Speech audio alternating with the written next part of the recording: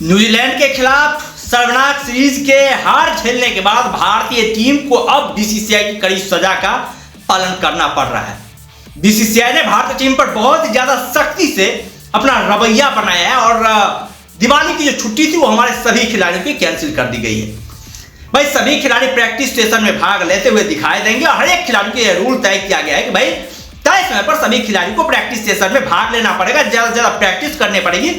ताकि तीसरा test match हमारा होने वाला है न्यूजीलैंड के खिलाफ, उस टेस्ट मैच में कम से कम अपनी इज्जत, अपनी नाक कान जो है वो बचा लिया जाए, क्योंकि 2 टेस्ट मैच तो हम लोग हार ही चुके हैं, सीरीज हम लोग ऑलरेडी हार ही चुके हैं। यदि न्यूजीलैंड की टीम क्लीन स्वीप कर गई तो भैया फिर जो है हमारा वजूद ही नहीं बचेगा। भाई क्या मतलब भारत में आकर के जिस टीम का इतना शानदार रवैया, इतना शानदार रेपुटेशन, 12 साल से जो है भारत में एक दबदबा था, खौफ था कि दूसरी टीम जो आती थी ना यहां से रगड़ करके हम लोग दूसरी टीम को भेजते थे,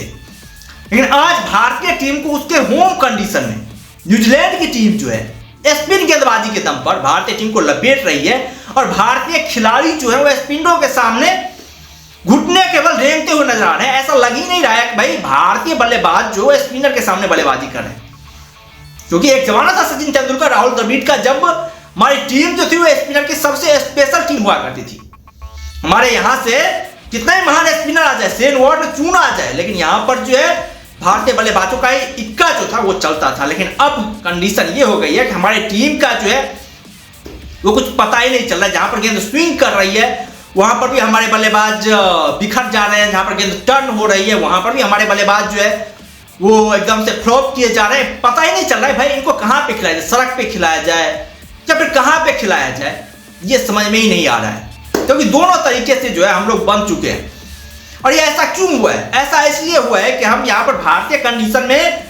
जो अपनी मजबूती थी उस मजबूती को छोड़ करके हम ये चाह रहे हैं भाई ऑस्ट्रेलिया में जाकर के हम कैसे जीते,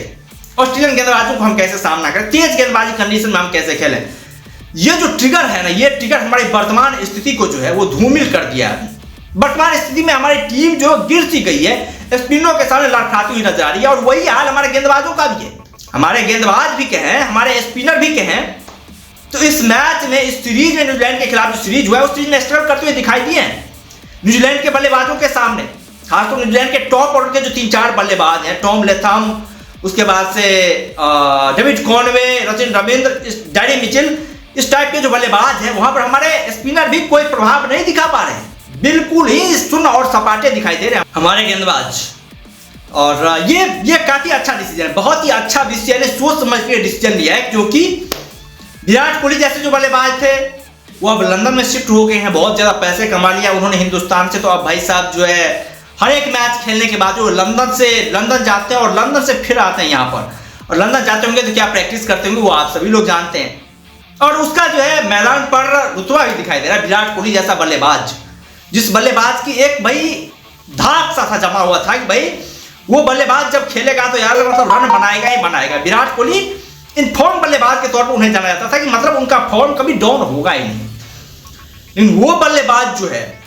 जिसे भारतीय बल्लेबाजी की रीढ़ की हड्डी कहा जाता है,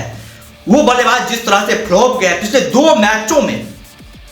भाई पता ही नहीं चल रहा है विराट कोहली क्या कर रहे हैं, प्रैक्टिस कर रहे हैं या फिर नहीं कर रहे हैं, ये कुछ पता नहीं चल रहा है। नहीं तो ऐसा हो ही नहीं सकता है कि भाई विराट कोहली जैसा बल्लेबाज प्रैक्टिस करे और उनके बल्ले से रन ना निकले, ऐसा हो ही नहीं सकता।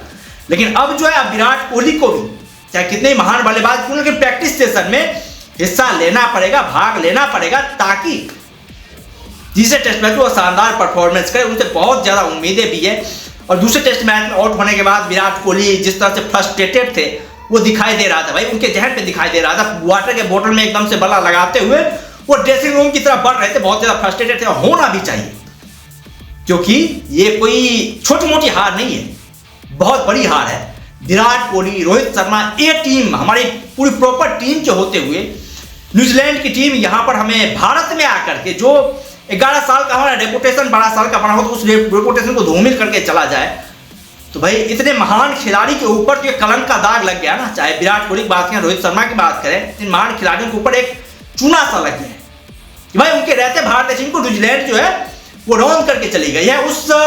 धब्बे को जो है भारतीय टीम को मिटाना पड़ेगा, और भारतीय टीम तभी मिटा पाएगी जब आगे आने वाले टूर्नामेंट पे कमाल का परफॉर्मेंस करते